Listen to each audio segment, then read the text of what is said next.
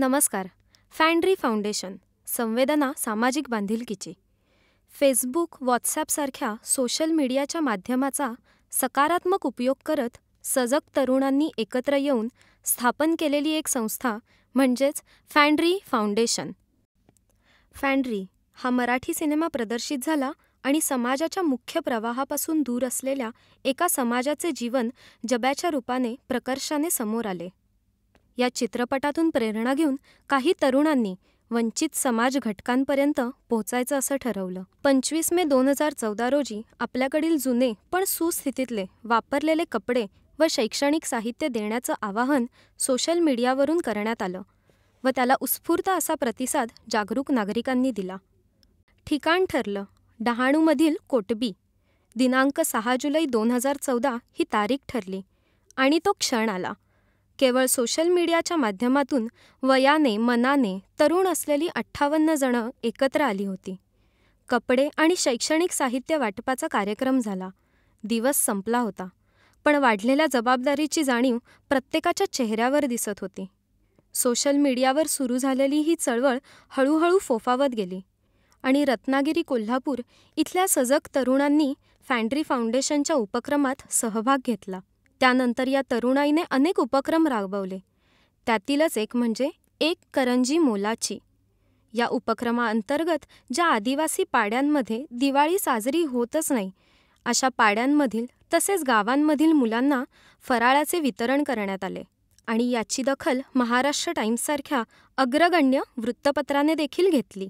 देणाऱ्यांनी देत जावे आणि घेणाऱ्यांनी घेत जावे या प्रकाराला अंत नाही आणि म्हणूनच आम्ही कार्यरत असलेल्या डहाणू येथील कोटबी या गावातील पाड्यांमध्ये स्वयंरोजगार उपलब्ध करून देण्याचा प्रयत्न ऑर्गॅनिक फार्मिंगच्या रूपाने करण्यात आला आणि करण्यात येत आहे.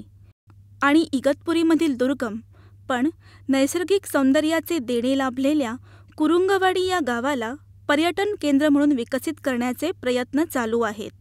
फॅन्ड्री फाउंडेशनतर्फे विविध शैक्षणिक व सामाजिक उपक्रम राबवण्यात आले.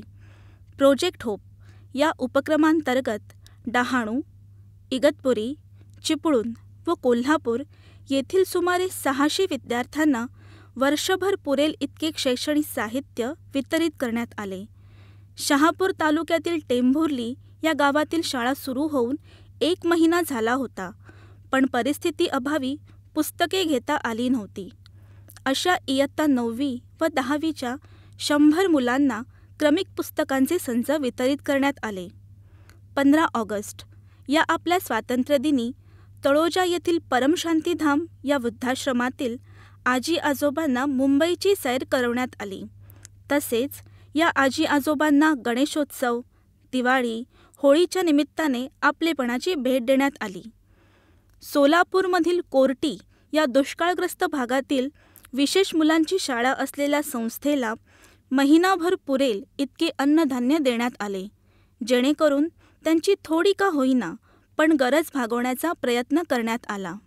घरगुती गणेशोत्सवाचा सामाजिक बांधिलकी जपण्यासाठी उपयोग करण्याचा प्रयत्न म्हणून आमच्या देणगीदारांना आवाहन करण्यात आले आणि त्यातून जमा झालेल्या 1,30,000 रुपयांमधून उस्मानाबाद येथील वाणेगावमधील गुरांसाठी चारा व शेतमजुरांना अन्नधान्य उपलब्ध करून देण्यात आले.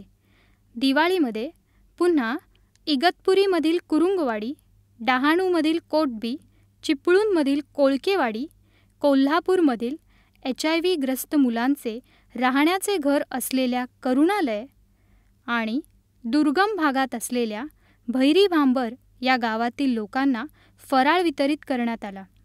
तसेच कुरुंगवाडीमध्ये नळपाणी योजना सुरू करण्यात आली, ज्यामुळे तेथील महिलांचे कष्ट कमी करण्याच्या प्रयत्नाला यश आले.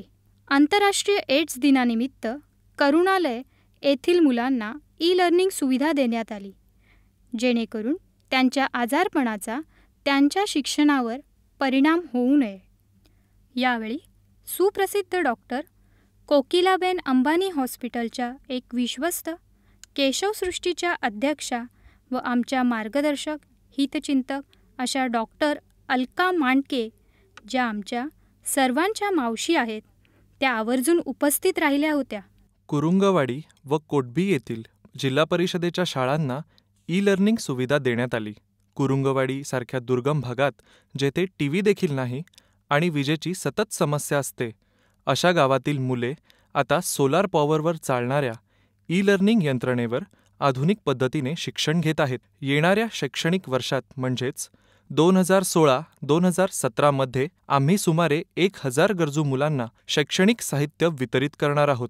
तसेच इगतपुरी, डहाणू, रत्नागिरी व कोल्हापूर येथील किमान 10 दुर्गम भागातील शाळांना पारंपरिक शिक्षणाबरोबरच ई-लर्निंग सुविधा उपलब्ध करून देण्याचा प्रयत्न करत आहोत, ज्यामुळे तेथील मुलांना देखील आधुनिक पद्धतीने शिक्षण मिळेल आणि त्यांचा विकास होण्यास मदत होईल. या सर्वांसाठी अंदाजे 6 लाख रुपये निधी लागणार आहे आणि तो आम्हाला सतत साथ देणाऱ्या, सामाजिक बांधिलकीची जाण असणाऱ्या आपल्यासारख्या आमच्या देणगीदारांकडून उपलब्ध होईल यात शंकाच नाही. गरजूंच्या मदतीसाठी गरज तुमच्या मदतीची. असंघटित, दुर्लक्षित समाजाच्या शिक्षण, आरोग्य, स्वयंरोजगारासाठी फॅन्ड्री फाउंडेशन कटिबद्ध आहे आणि आपल्या सर्वांच्या सहकार्यामुळेच हे आत्तापर्यंत शक्य झाले आहे. फॅन्ड्री फाउंडेशनला 2 वर्षांच्या प्रवासात अनेक माणसे भेटली आणि आपल्या परिवाराचा एक हिस्सा बनली. यापुढेही आपले अनमोल सहकार्य फॅन्ड्री फाउंडेशनला कायम मिळत राहील याची खात्री आहे. आपण आमच्याशी अनेक माध्यमांद्वारे संपर्कात राहू शकता. वेबसाईट आहे www.fandryfoundation.org, Facebook page Fandry foundation, Twitter account Fandry फाउंडेटी1, इंस्टाग्राम फॅन्ड्री फाउंडेशन.